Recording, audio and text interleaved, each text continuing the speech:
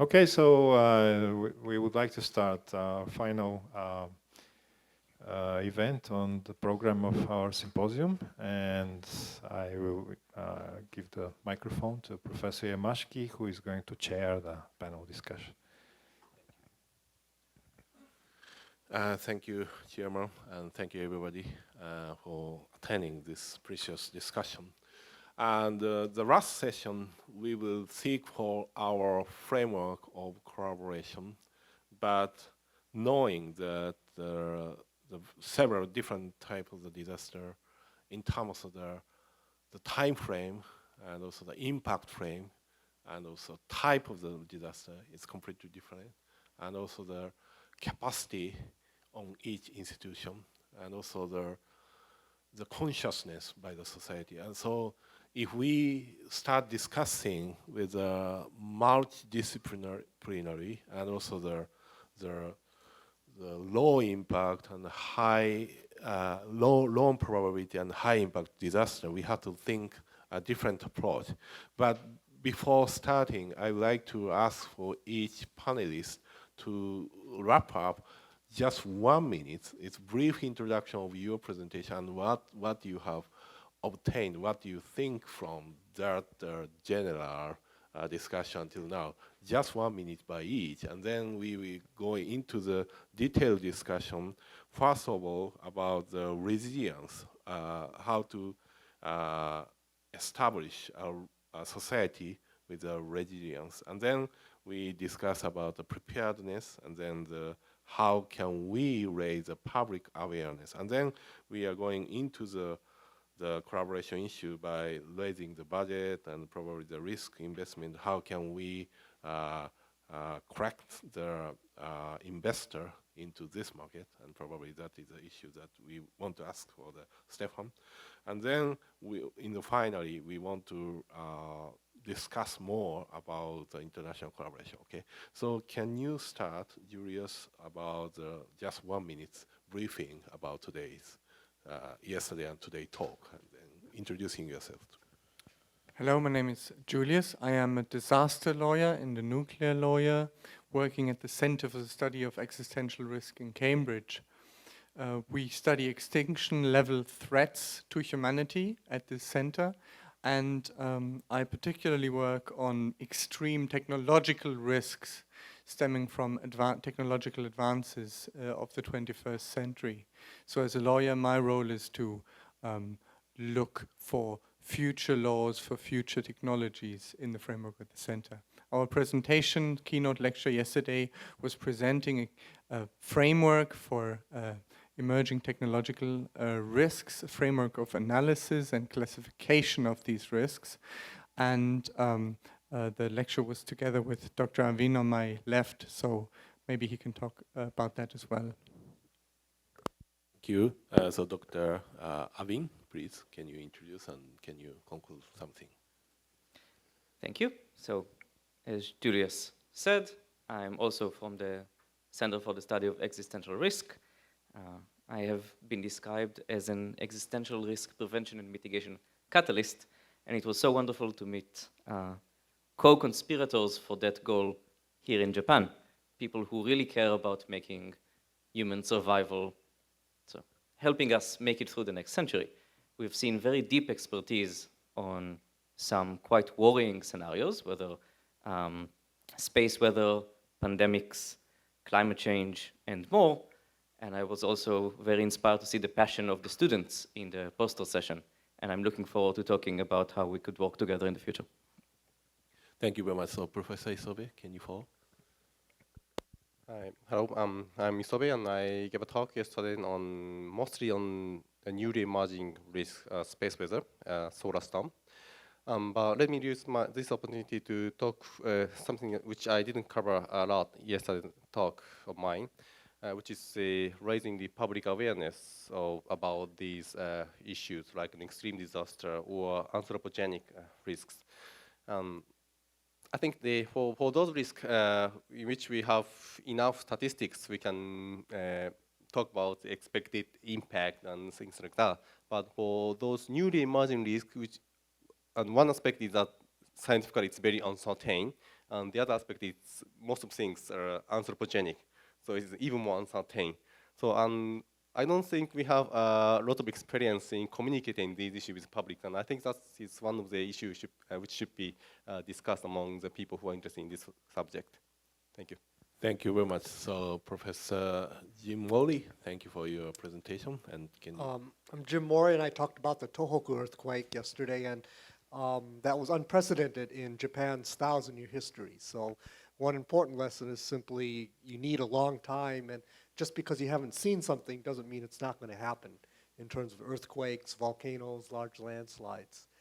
Also, these rare events present a real problem because you need to prepare or think about response measures that last over generations, because probably you won't see another one in your lifetime or even your children's lifetime, but somehow the preparations have to go over hundreds of years, which I think is a very difficult challenge to do. Thank you very much. So next, historian, Professor Koyama. I learned many things as a beginner of study on human sustainability, and I could understand the importance of the interdisciplinary point of view. In the lunchtime, I was informed by Professor Isobe that there are two descriptions of auroral appearance in Chinese materials in the 17th century. So later I will seek whether the same description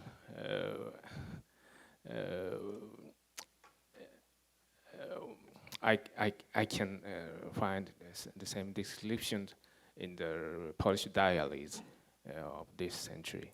Thank you very much. Thank you very much. So next, the medical scientist, Professor Mitsuyama, please. I'm Masaru Mitsuyama, and I have talked about the infectious diseases, particularly on what we should learn from past experience. And I have been just a microbiologist and immunologist for a long time. And but throughout this the symposium, by listening to the numbers of the outstanding talks by the symposists, I have learned a lot. Particularly, I could have been able to re-understand that there are a variety of types of disasters, not only the disasters which can be sensed by our body, like earthquakes or typhoon, but also some different types of the disasters, like financial disasters or the changes in the sun flares, which may affect destruct the whole system, the communication system, which can be easily sensed by our sensing. So it was very fruitful for me in terms of the understanding or expanding my knowledge about the disasters, and probably this, what I have learned from this symposium will help me to expand the consideration about my own specialty, the infectious diseases, in relation to the society or the human development. Thank you. Thank you very much. So next, distinguished professor on finance, Professor Stefan Truck, please. Yeah, my background is on modeling and the management of natural hazards or climate-impacted hazards. And it was very interesting to see how many different types of disasters there actually are, ranging from infectious diseases to space weather, tsunamis, earthquakes, all the way to the stuff I'm working on, like flooding, bushfires. I also found it extremely exciting and interesting what Professor Koyama pointed out, that humans have been worrying about climatic change and the impacts of climatic change for such a long time. But I think what is a really important takeaway from this conference is I think it's in the 21st century we finally have reached a status of knowledge and skills that allows us to really do something about it. I think that's a big difference in comparison to 500 years ago, where people could only observe and hope that it wouldn't get worse. But I think we have the capabilities now to model things, to manage, to react, and well, to establish resilience, what we're going to talk probably during this session. Thank you. So, Professor Ohashi, you are mentor of Professor Kanamura, is it right? Used to be. Yeah. So, yeah, I heard from you many times from him. Yeah, one renowned, very innovative financial specialist. That's right. Yeah. I think the who is innovative is Kanamura-san, Oh. first of all.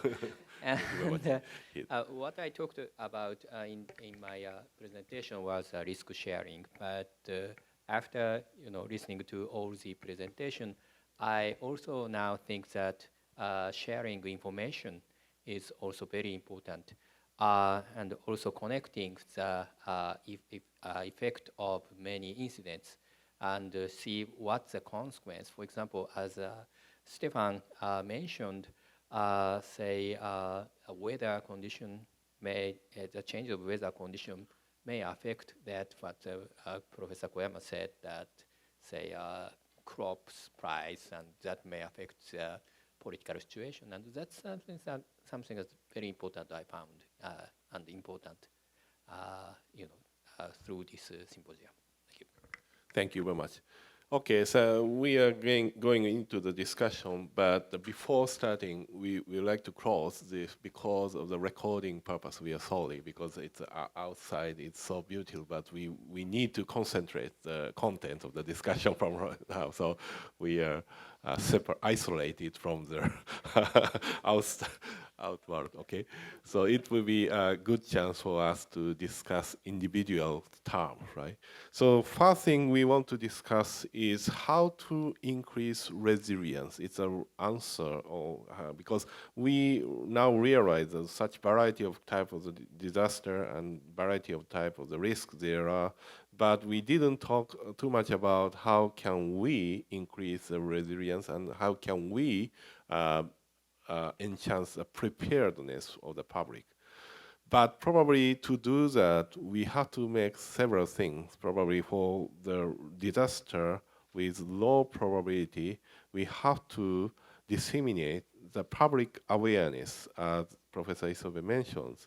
And that is a difficult task because many people doesn't realize what kind of risk that you have with the individual phenomenon. Everybody knows the risk of the earthquake, but we were long time forget about that. The important thing is the tsunami risk. Actually, tsunami risk was no one has ever discussed before the March 11. And then suddenly we are discussing, and today also, in this morning, we were at tsunami alert in Japan. I have never think about that. And that kind of the awareness, if the local citizen knew fully the risk of the tsunami, probably many people will be saved and without dying. But there are history that some of the communities, they share the experience of the past, right? And then they knew that after the tsunami alert, they had to evacuate as soon as possible. So that kind of awareness might be the key to increase the resilience. And at that point, we want to start discussing with us. But of course, this discussion is open to the public. So audience, if you want to say, or if you want to address some particular opinion or particular question, please raise your hand anytime. But if I'm asking right now for the audience, if you want to start some question for the panelists, but if nobody asking, then I will ask for, as Isobe started, so how do you think can you increase awareness of the solar flare to the public if anything is successfully done? I watched the movie. It's knowing it's a good movie, but no one usually discussing about that kind of space disaster. And then from your point of view, is it any good way to be raising awareness from the public for that kind of disaster, what you're looking for? Well, astronomy is fortunately a popular subject, even for non-scientists, so we can kind of attract the people when we have a public lecture, something like that. But in collaboration with people who are academically studying the science communication, we carried out one research based on a previous research done in some Australian group about the interest and engagement of the how people are interested in and how people are engaged to the science and technology, and they divide the people into category according to the interest and engagement to science and technology. And naturally, those people who show up the public lecture of science are interested in and engaged in science. So it's very difficult to reach to those people who are not interested in those subjects. And we survey a variety of events and what sort of events are attracting non-interested people. And so far, we only have one clear recipe. Serving alcohol was apparently the best way to to attract non-interesting people. So that is silly but really serious conclusion from our survey. Because of that, you are doing kind of uchu rakugo. It's a yeah, and also I'm giving a series of public lecture in a wine salon and also some pubs. Yes, that's what I'm doing. Yeah, he's actually acting for that direction, so everybody knows that he's a very renowned person at the space, right? Okay, so I would like to ask the same question, but for the Professor Jim Morley, because he knows how the popular, the seismic activity and also the earthquake warning, now it is very popular, and probably tsunami is the most popular term today, especially in the past 5 years, but before, probably you start working with the volcanology first, right? And then you turn into the seismic activity. At that time, probably you are not the renowned person in the beginning. And how did you feel? Because seismic activity, the long term there is a silence and nothing happens, and suddenly occurs the earthquake and everybody watching you, right? And that kind of the temporal frame, and how can you think the public awareness and also the increase the resilience? Okay. So I think the public remembers the last event, the last important event. So actually there was quite a bit of awareness about tsunamis, about 20 years ago after the Okushiri earthquake off of Hokkaido. But then after that was the Kobe earthquake, which was a very large disaster. And so after the Kobe earthquake, there was just a lot more emphasis on the shaking and on land. And people didn't forget, but they sort of de-emphasized the tsunami dangers. And so we sort of go through this cycle of what caused the damage in the last big event. We haven't had a big volcanic eruption in Japan for, well, maybe Unzen was the last big one. So. Well, last year there was a moderate one that killed some people. But anyways, so people have a short-term memory. Mm.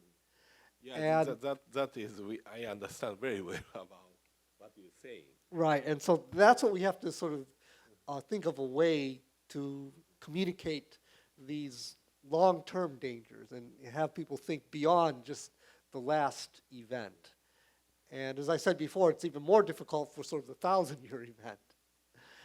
And I don't have a good solution for that, but certainly, constant reminders, looking at the world as a whole, because things are always happening internationally, and you could use those events to draw attention.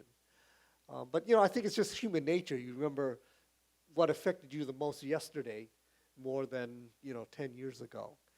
And especially for the kind of disasters, all the disasters we're talking about here, they're very long-term preparation. And I don't know, I don't have a good solution, but I think that certainly is one of the important things, is to create a consciousness that we have to think beyond what happened yesterday. Thank you. The professor, okay, Julius, you want to say something about that, please? Yes. So I think before we start discussing about increasing and improving resilience, we have to get up to some kind of understanding what we mean by resilience, because there are probably 300 different definitions of resilience, and you could look at resilience in very different ways. You could see resilience as the opposite of vulnerability. You could also see resilience in a very narrow sense, because when we're talking about disasters, we could either reduce the hazard, or we could decrease the probability, or we could try to reduce our exposure to the disaster. Or are we talking about resilience in the most narrowest sense? So, okay, we have the hazard, and it has happened, and we have exposure, but now we want to deal with it after it's happened. So if we're talking about this kind of resilience, I think Japan has relatively high resilience, even though, or because it's facing so many disasters. The latest research in disaster studies with regard to resilience has come up with a new concept, and that's the concept of social capital. And that's a new or a newer explanation to why Japan is so resilient with regard to natural disasters. And I think there is some truth in it, even though there are also some problems with this concept. But basically the argument is that we've focused on technological measures for too long, and all this like concrete and steel kind of mechanisms. But what's really making the difference in Japan is the social capital of the people. So you have strong community ties, you have mutual trust, you have information, and these are the things that reduce mortality and increase resilience. I think with regard to this, the world can learn a lot from Japan. Thank you. This is a very important point. But I was thinking to focusing on this issue because by using the different term like the structured measure and non-structured measure, this is a flat event. Like a structured measure, you build a big wall and you build big dams and to protect physically from the disaster. And then probably the non-structured measure by using like that kind of community and social capital by the communication, and that is very, very important point. Because of that, probably we have multidisciplinary people discussing, but of course the resilience terminology is changing. Probably the new concept might be the fit in this discussion particularly. But if you want to address some of this topic, if not, can you say something? If not, I would like to ask the financial sector, if you take a look at this situation, like think about that. Many times, no public awareness, no preparedness, and how the financial sector can prepare some insurance for that kind of typical disaster. For example, if you are discussing sometimes with the climate disaster, which is a short term, right? But if you have a long-term disaster, and how can you overcome or intake?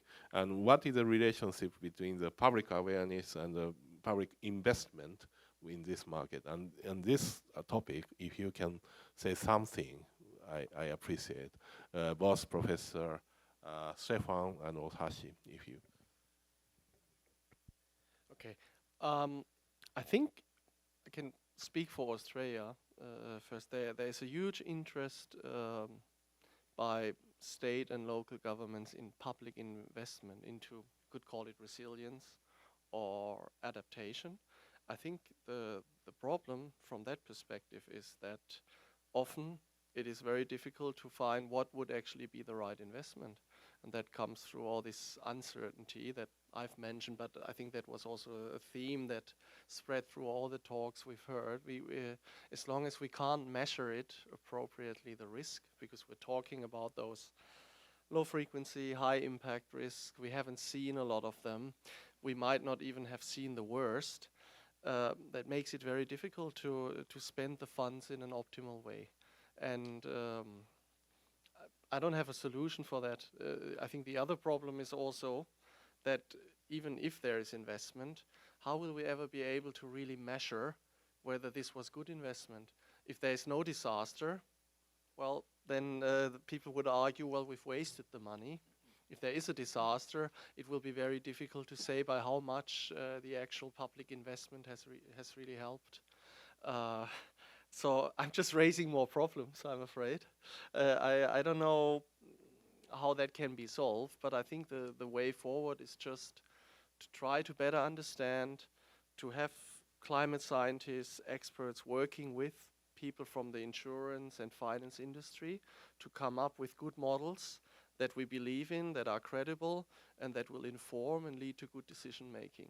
I think in terms of the insurance sector, you know much more about that. I'm happy to pass on the microphone. Thank you very much.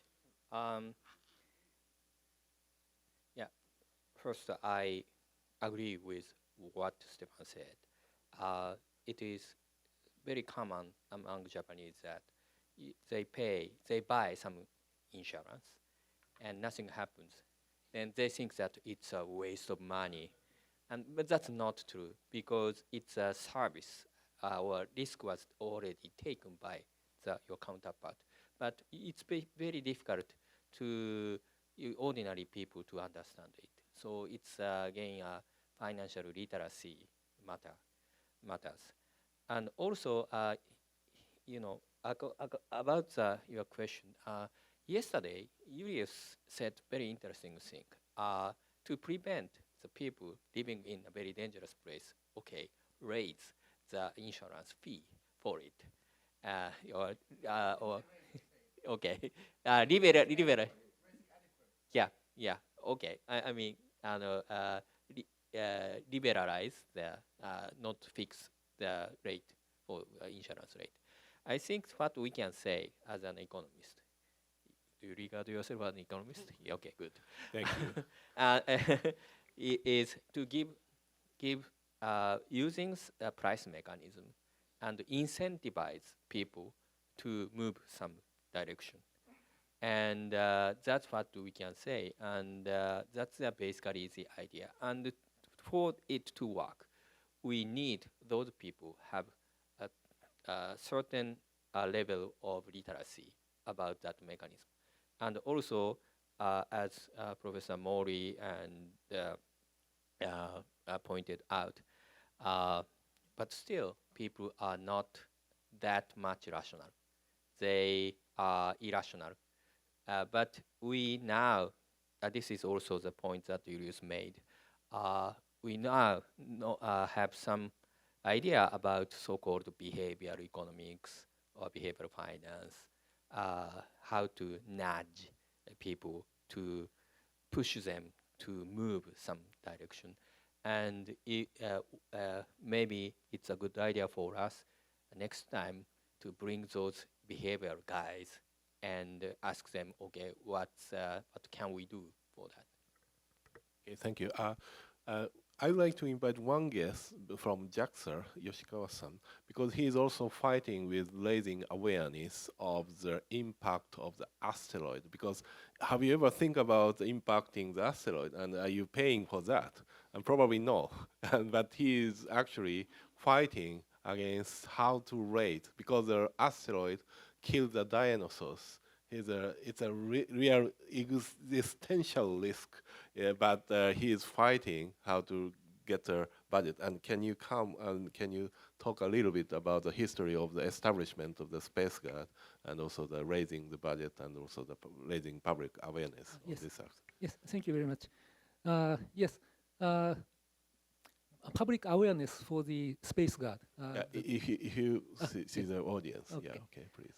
The public awareness for the Space Guard is also very important. And actually, for example, in Japan, nobody had experience of a collision of asteroid. So we must explain, we must make people to know what will happen when the asteroid collides to the Earth. So actually, for many years, we also had public lectures, but not only public lectures, but also we have one very interesting project. That is, to make people, to make children to find asteroid by themselves. So we made a software to find asteroid from the real data. So by using such software, people understand what is asteroid and how they are moving in the solar system. So this is very useful method. This is just one example. And actually, from last year, there's another big event that is called Asteroid Day.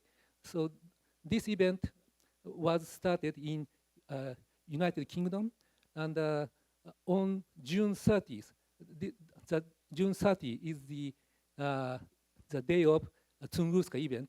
On that day, we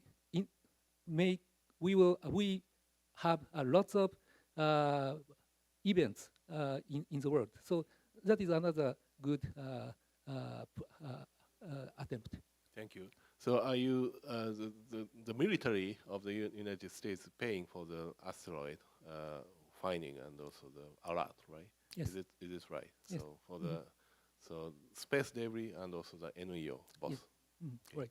So he's working very officially, but he has a difficulty to raising the public attention. Thank you very much. Thank you. Okay. So we want to ask this question to the Cambridge guy because you probably facing the same problem because you are saying the existential risk, but how can you attract the public and how can you establish a framework from your philosophy? And also if you can pay attention or if you can mention something about the resilience and also the new philosophy and with this discussion, please. Sure. When working on existential risks, sometimes we have the opposite problem. There is a whole lot of awareness that comes from science fiction movies. And our job is to shift attention towards what is more scientifically plausible. Right? Most likely aliens are not going to land in the spaceships with their killer lasers tomorrow. But these are the kind of questions that we need to deal with. And often, if these kind of narratives can be used, so we can start with the latest disaster movie and say, well, that is not likely to happen, but maybe something nearby can happen. And that way, sort of feeding into discussions that are already in the public science, sort of relying on Hollywood's excellent skill in generating conversation, we can tap into the public imagination, maybe start some serious conversations.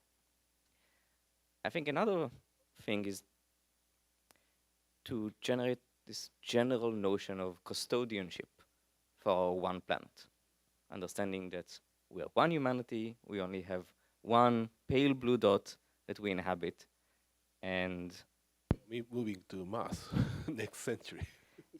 Yes, well, quite possibly we will have one pale blue dot and one pale red dot. But now that we know about space weather, maybe that is not enough. So we still need to cultivate this intergenerational obligation, the idea that if we want to stay here and we want our grandkids to raise their own grandkids, then we need to develop systems. I also wanted to raise a question. I mean, we talk a lot about raising awareness, but there's also a limit to how much people can engage with regularly, right? There is the worry about crying wolf, right? You keep scaring people too much about something and then nothing happens and they stop listening to you. So I think another important thing to do is to create the trust relationships that Julius talked about in terms of social capital. So people can trust that there are experts out there who have their best interests in heart, who are not captured by financial incentives or are sort of walled up in academic ivory towers, who generally want what is best for the public, who in time of need would reach out and say, we need more finance for this particular program, we need you to be aware of this particular exercise. And I think we need to be very responsible and treat the attention of the public as a scarce resource, not just something that we can constantly draw on. Thank you. Julius, are you saying something before?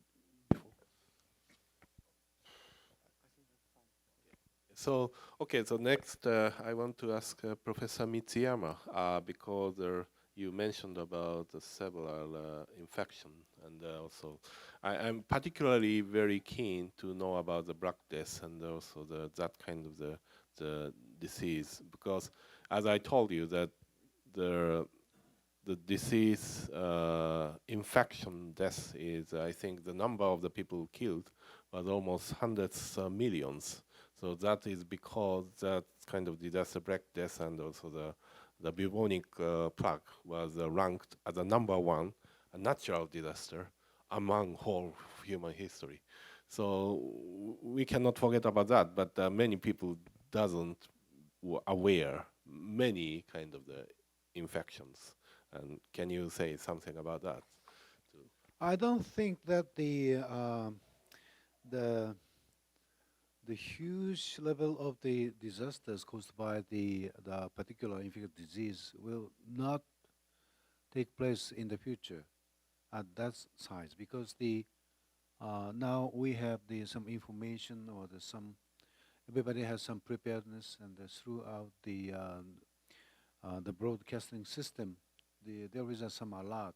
While in the medieval days or the old times, there was no such kind of the information to let the people get prepared for the possibly incoming the outbreaks. But even though even now, I think the awareness and the preparedness is should be given the #1 priority, because let me give some example, like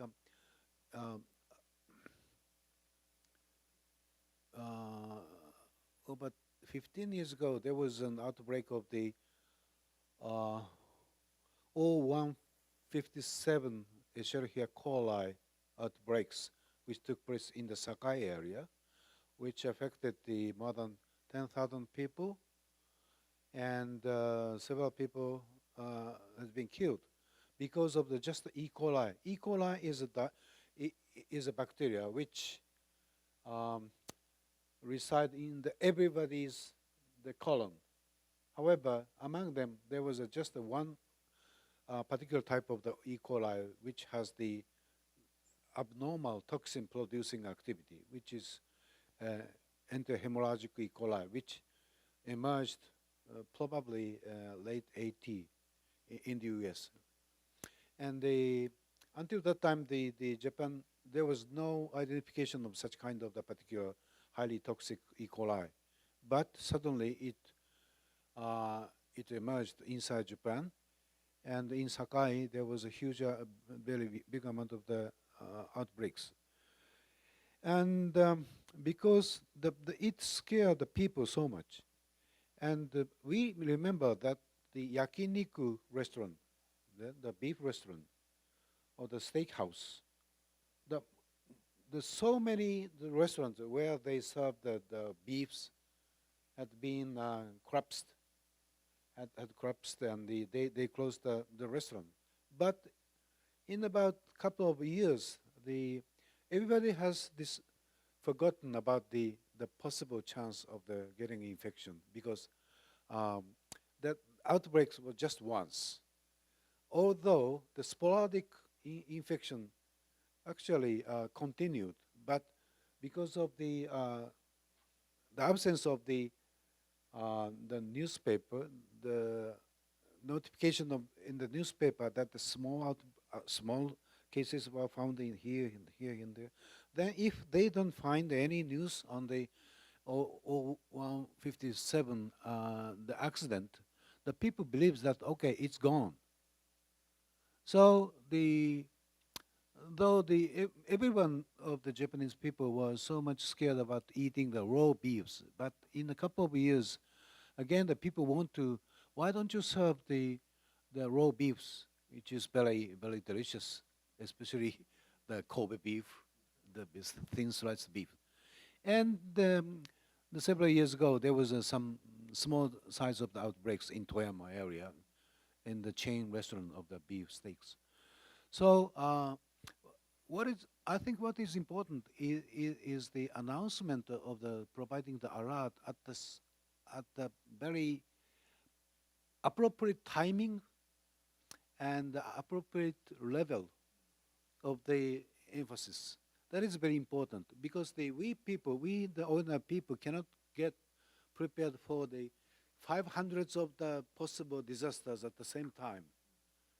And even the earthquakes, if the big earthquakes is observed in Mongolia or in the deep China, we pay no attention. We feel just very sorry for them. That's it. But if the earthquake happens inside Japan, like in the Kobe earthquakes, in a distance which is very close to us, the impact of the impression is very big. So I think the preparedness and awareness is basically depend on the education, providing the intelligence or knowledge about it. But at the same time, always we should provide the appropriate alert by the government or by the broadcasting or by the cities. That is very important. Thank you very much. I want to ask the similar question to the Professor Koyama at the point of view as a historian. Probably you also mentioned about the Black Death in the medieval Europe, and also you mentioned about the solar activities down the Mount minimum. So I don't know if you, from your point of view, how the human suffering the same type of the disaster or changing the disaster, or is the human is learning from the past, or human is the same? Can you say something about that? In human history, there are many cases in which natural disasters caused human disasters. In the case of Black Death in the end of medieval period, historians know that there were many cases of persecution against Jewish people in the same period in the Central Europe. In this case, the Jewish people were victimized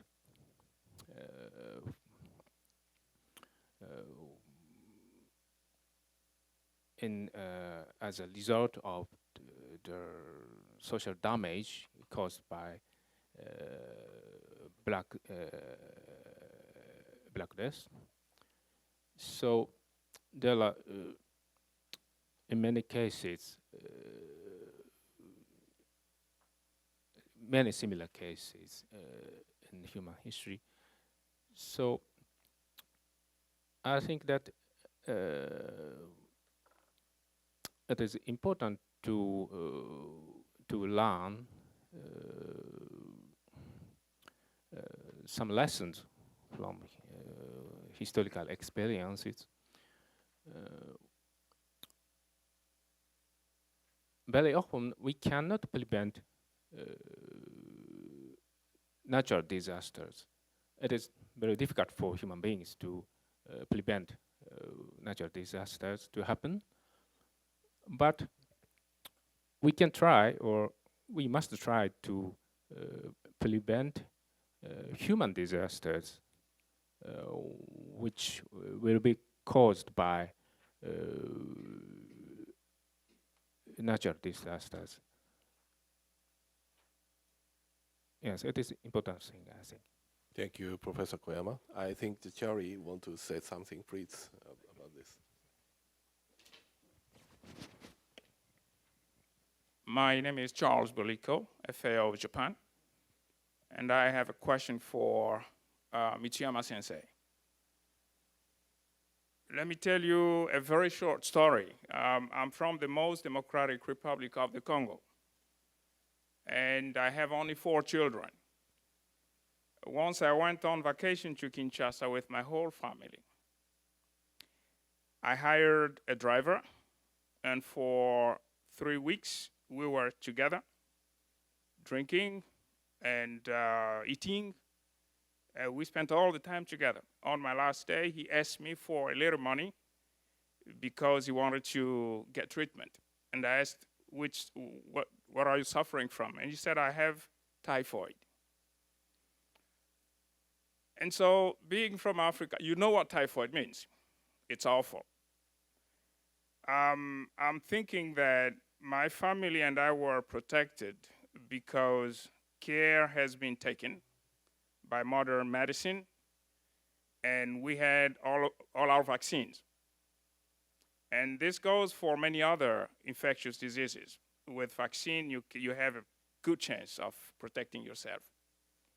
There is one thing that really strikes me. It's Ebola. This appeared again in my country some 40 years ago. And from the very beginning, we knew that this was an extremely deadly disease. But it was confined, of course, to some places. The occurrence of it was, it was not that frequent, but it was always extremely deadly whenever it occurred. My question is, what really happened for modern medicine to leave Ebola literally unattended for the whole 40 years? I mean, when it started to kill thousands of people in Western Africa, then people started to think we might be able to produce a vaccine, and only then did people start really to think about it. But what went wrong in medicine? Was it a political problem? Was it related to economics? Was it just medicine not being able, medical science not being able to, come up with new ideas? I really want to get into the bottom of this. If you can enlighten me, thank you.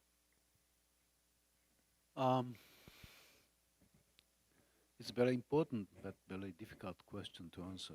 But regarding the Ebola or the similar hemorrhagic fever, there are numbers of the feelability that causes a similar type of the very deadly,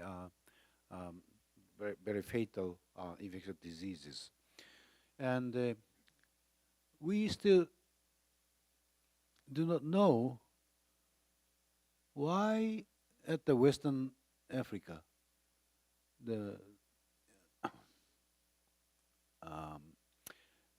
a little bit with some distance from the main affected area, including Congo, this time the outbreak was observed in the Sierra Leone and the three countries which were not so very much marked before.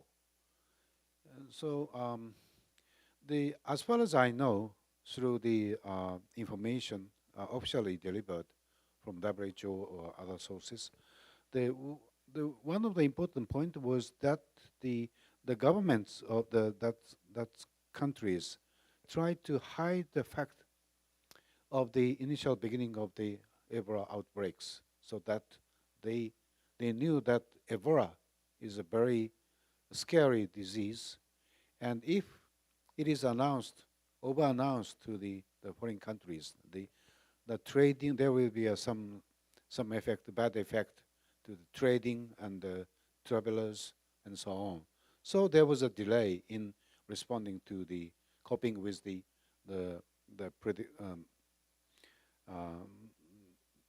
to prevent from the spreading. But the one more factor is then why it, from what it happened. And some people believe that the forest meat, including the bat meat, which are sold in the roadside of the Africa, and it's not just because the people are poor, but it's mainly because it is very precious. I mean, very rare.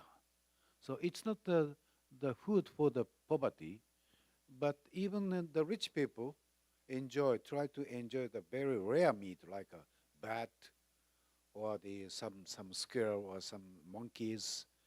And actually, we can see they are cooking the monkeys or the wild monkeys, the wild animals in the roadside. So the bat is, nobody has the answer, but now we believe that the bat is a very terrible vector which carries the numbers of the dreadful viruses without being affected by themselves.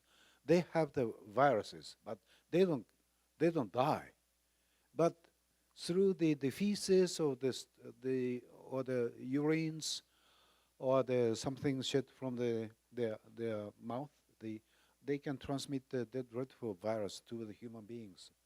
So it needs a more study about the ecology of that kind of the disease.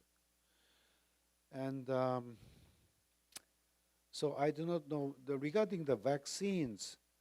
Some people are trying to find out the vaccines, and there was a report after the big outbreak in the Sierra Leone. Somebody tried to establish the vaccines, and they in the animal experimentation there was a report that they observed the good antibody response in the animal model, but unfortunately or fortunately there was no chance to apply this vaccine actually to the people there. So still we don't know whether the established vaccine is really effective or not. And besides, nobody knows about the mutation or the changes, serotype changes of the Ebola virus, because the Ebola virus cannot be handled easily, even by the special virologist, without the P4 system, which is, we have only one P4 system in Tokyo. However, because of the people living near the P4 system in Tokyo, they are against using that, because if the scientists use the P4 with Ebola, there is a possibility that the people surrounding that area may be infected. So it has been established for a long time, but never used in Japan. That's the problem. There are so many problems. And regarding the typhoid, that we should understand that the typhoid is an old type of the infectious disease, which is called chochipsu in Japanese. But among the typhoid is susceptible to the antibiotics, so we can treat the typhoid patient by the appropriate administration of the drugs. But the problem is in some cases, the typhoid bacterium, Salmonella typhi, can reside very long time inside the gallbladder of the patient without causing any diarrhea, any clinical symptoms. There is a very famous, notorious story of the typhoid Mary in New York. Long time ago, the woman named Mary arrived in New York or Boston from somewhere in Europe. She was affected by the typhoid, but without any clinical symptom. But because she was a carrier of the typhoid in her gallbladder, so she looked very healthy. But she shed the typhoid bacillus through her feces sometimes, very intermittently. So she was employed as the servant in a big mansion of the rich people, and she spread the bacteria, and the owner of the mansion, or the family of the owner of the mansion, got infected with the typhoid. And at that time, it was over 100, almost 200 years ago. There was no specific antibiotics at that time. So the Mary was very scared.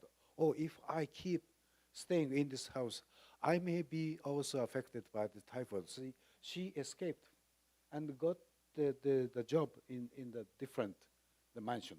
And she spread it. Very famous story. And finally, eventually, one doctor in the New York City observed that she may be the real carrier of the typhoid. Then she was officially arrested, and confined in an isolated house for life. So there is a different kind of the story and a different kind of the background. So it's not easy to cope all the infectious disease in a similar fashion. But we should know the real mechanism of the infection. Thank you very much. Yeah, okay, Professor Mori, you want to address? Yeah, just maybe change the subject a little bit, but you know, everyone here is an expert on some particular subject, and we all have our favorite disaster or whatever, but you know, I think what we really need, or this kind of group, the biggest service could be some kind of prioritization, and you started talking about that the first day.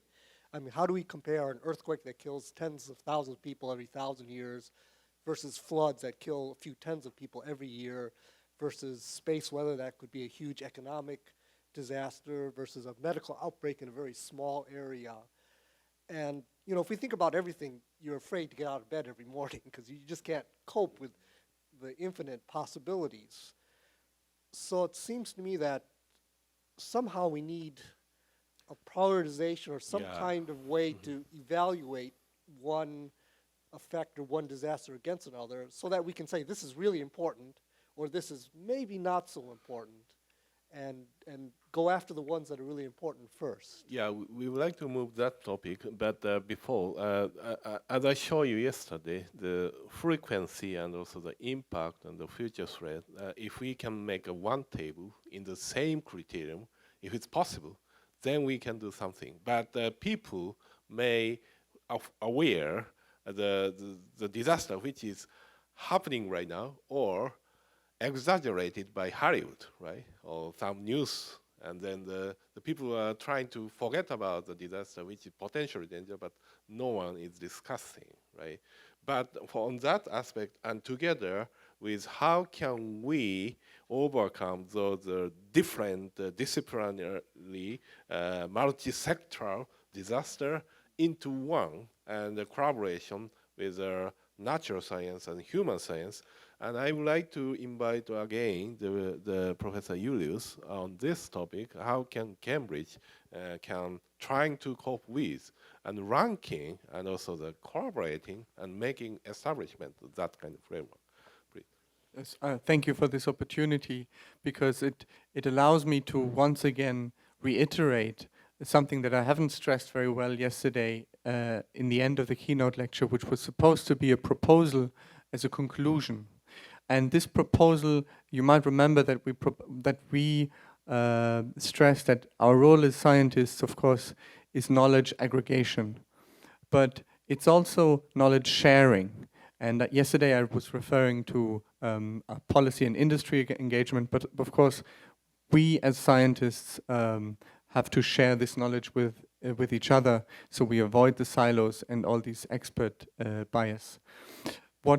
There are many things of doing this, and one thing is what we call the approach of academic engineering, which is trying to figure out ways of combining different capabilities, methodological, combining different disciplines, and having people sit together and work together.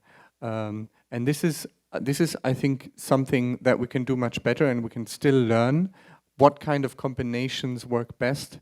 In our institute, we have philosophers, we have mathematicians, we have ecologists, we have geneticists, we've got biosecurity people, and we're experimenting of how to best get these people together. Is it in centers? Is it in workshops? Is it in other kinds of networks of collaboration? And I think some experimentation will be needed to find out what's the best way. And if we then know how to do it, we can share our knowledge better. One way of doing this, to make a particular proposal, is the horizon scanning sessions that we do at CSER. It's not an entirely new approach, but I think it's a very promising approach. Maybe Shahar can say about that as well. And another thing is a knowledge sharing tool which we propose, which would be an open way of sharing knowledge between us, in the form of a wiki. So what we had in mind is to create short summaries about hazards, for instance, different diseases, different disasters, which are in our expertise, but also creating short summaries about spread mechanisms. So if you remember the classification framework we proposed yesterday, we had the critical systems, we had the spread mechanisms, and we had the prevention and mitigation efforts. If we kind of create summaries with our combined expertise on these spread mechanisms, on the critical systems, and on the hazards, and also on the prevention measures, and we combine that for a long time, we can set up a database, and then we can start to discover these cross-cutting issues and the cross-cutting potentials. That's another way, a second way of collaboration we propose. I think I will first leave it with that. Thank you. Next, Jim, you propose the importance of the ranking. How can DPLI, because DPLI are multidisciplinary disaster specialists working together, and can you prioritize, even in the landslide and the seismic and the flood and different kinds of the disaster, can you make, how you, in your institution, making that do? So I raise that because we cannot. I mean, basically we all work in our specific field and we know the most about that field. And generally people are in that field because they think it's important. And I think that's natural, I think that's good. I mean, people should be working on the problems they think are the important problems. But yeah, I don't know how to set, and I don't want to say ranking or priority, I don't think those are very good words. But I think a useful thing would be to identify gaps or identify places where work could be done that would be far-reaching with relatively limited resources. So sort of look for the windows of opportunity that you can make a lot of progress, I think might be the most useful thing, rather than, I raised the word priority, but we're not going to be able to do that, I don't think. Oh, that's just too hard to do. But I think we can identify where a little bit of work on a specific problem can actually make a big difference. Okay. So the Professor Stefan, can you say? Yeah, just a few words about that. I mean, there have been made attempts to prioritize or compare different disasters. And one way is this so-called triple bottom line approach, where you take into account the social, environmental, and economic consequences of these disasters, and then you try to rank each of these criteria and make it comparable. I think in theory it is kind of a good way, because it takes a much more holistic picture than just taking economic damages. But it's also difficult, because I mean, then you get into a field where you might have to put a price on human lives, and then you get into an area that is always, I mean, insurance companies kind of do that, but of course, from a moral perspective, this is very tough. They would put a lower value or economic value on a life from a developing country, because simply the GDP contribution to the world's GDP is much lower than an American or European or Japanese person. Loss of life has a much higher value in terms of what insurance companies price it, and I don't think anybody really wants to go there, because of course that is horrible to do it that way. But from a pure pricing perspective, I guess that's how people might do it. And then I think on top of it, it's very difficult to price social consequences, environmental hazards, and those things. I think people have thought about it. I don't think anybody came up with a solution, but maybe it is the way to go. To consider all these dimensions, then measure the hazard, the risk, the severity of the risk, different dimensions of the consequences. But I don't know whether anybody will really come up with a reasonable ranking or prioritization, but I think it has been tried. I think it has not been tried very successfully. Yeah, the difficult task is that even if we can establish a very perfect ranking or the categorizing or identifying, but the real hazard is this happening tomorrow, then the people pay attention to the risk that is facing us. So probably there is a timeline, and also that there is the frame that should not be affected by the timeline, and we have to establish kind of the philosophical background to make this study in the integrated manner, probably, right? So I think at this time we want to invite somebody who from the audience. So can you say something about that, please? Can you introduce yourself and then also you address the question? Okay, I am Arifuddin from Indonesia. Okay,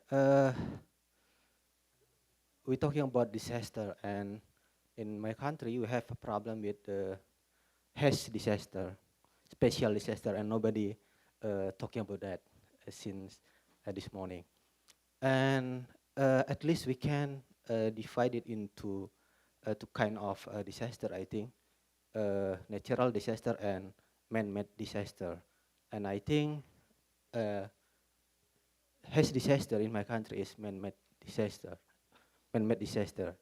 And I want to ask who has concern about this. Can we differentiate for enhancing resilience, for the man-made disaster? Because it's a very specific disaster. Thank you. Yeah, actually, we didn't discuss anthropogenic disaster too much. We focusing mainly the natural and also the infectious disaster. But if somebody can address the man-made and also the new kind of the disaster, probably the Cambridge guy can talk about this. Well, I don't want to monopolize the discussion, but let me offer my perspective. I was in Malaysia last year, and I experienced the haze firsthand, which was at least in part coming over from Indonesia, I believe. And I have to say that being European, it was the first time for me to really experience an environmental disaster, and it was massive last year. Visibility was reduced to sometimes just a few meters, and I had booked a 1-month vacation in Malaysia, and most of the time I couldn't see anything, and you could smell this smoke that comes from the burning of the forests in these jungles. I think it's a very, very interesting environmental disaster because it's an international disaster. It's not localized in terms of its effect because it's crossing the strait and it's going to Singapore. It's going everywhere. So it doesn't stop at the borders, which is a typical feature of environmental disasters. But it's also international with regard to its causes, right? Because these fires are driven through the hunger for land, and the hunger for land is driven by the hunger for palm oil and hunger for money and greed. And here again, we have a very interesting phenomenon that the mitigation efforts are failing because of corruption and because of a lack of institutions that enforce the laws that are there to protect the forests. So you have the whole complexity of international causes, international consequences, a lack of mitigation institutions. There's a lot to learn from this. And it's not only a disaster in terms of a health disaster because it's creating respiratory problems. It's a disaster that affects biodiversity in these jungles, and it's a disaster that produces heaps and heaps of carbon emissions, enormous amount of carbon emissions, and it's taking away the jungles and the forests that we need to balance our carbon cycle in the atmosphere. So it's a multi-dimensional, huge disaster that we can learn a lot from. That's maybe enough for me. Thank you. Does everyone comment about the man-made and anthropogenic disaster or something? And Isobe, can you say something about the increase of the modern technological disaster and relate to your specialty?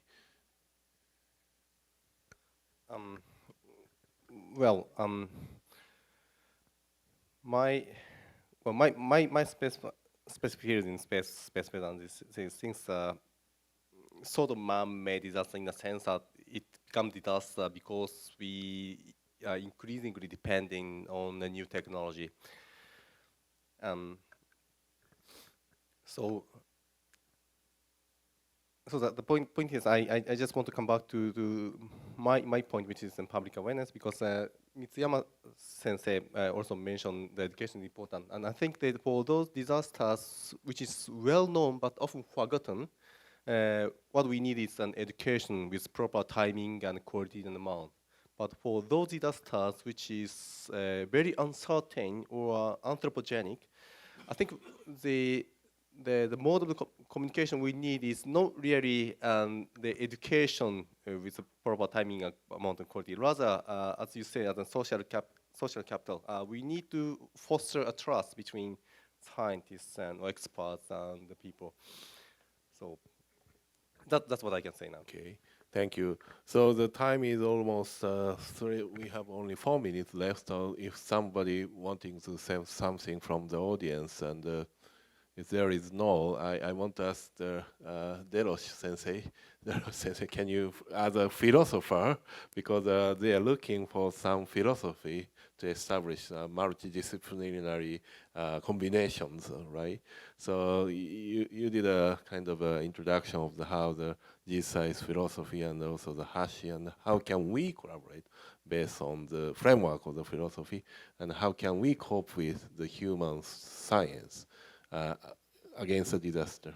Or if you say something and then you can ask about something. Thank you very much. So actually during lunch we have discussed actually many aspects of this question. I would like maybe to start by saying that I feel totally in harmony with what Julius said about social ties or community ties and social capital. I think the idea is not so new, actually. Bourdieu wrote about this already years ago, but I think the idea is very important. So this is actually what I was trying to say this morning. So technological aspects are very important, but social ties are also extremely important. And I think that our societies, and I say like European societies and Japanese societies as well, like modern societies, are experimenting a kind of a disconnection among the individuals. And just before, during the coffee break, we were talking with Mr. Boliko, also mentioning about this dimension of solidarity in African societies and mutual aid, mutual support. And I think this is very important for collective and individual resilience. So this is the first aspect. Then we were going to face what we were discussing, particularly the question that Shahar asked me kindly but very in a sharp way. So maybe this morning what I was saying is maybe a nice project, but how can we scale it? How can we expand it and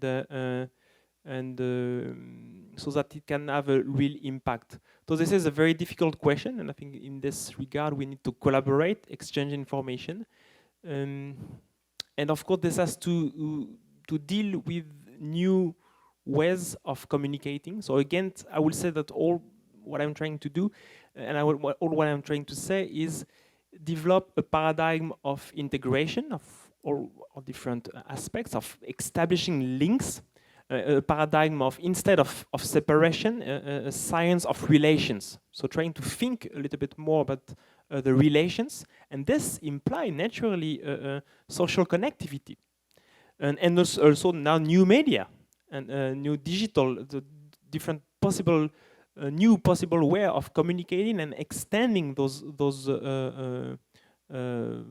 philosophy and resources for resilience. So, thank you.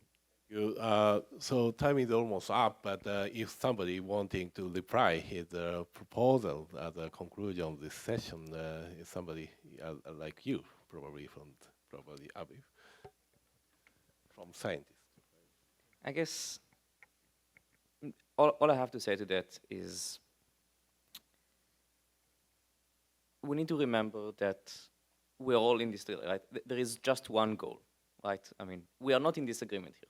We want humans to thrive on this planet, preferably for many millennia, millions of years to come, inherit the galaxy and all the good things that are waiting for us there. There is scarcity of resources, there is scarcity of attention.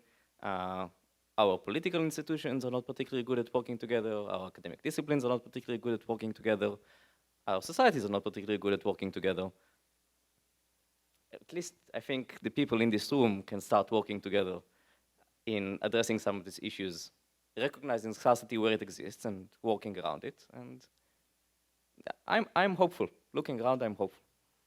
This is a very good conclusion that we are shipping in the same vessel as the planet Earth together, not separately, and together we have to think in the integration manner. So the time is up, the discussion is ended. Thank you very much for your patience. Thank you.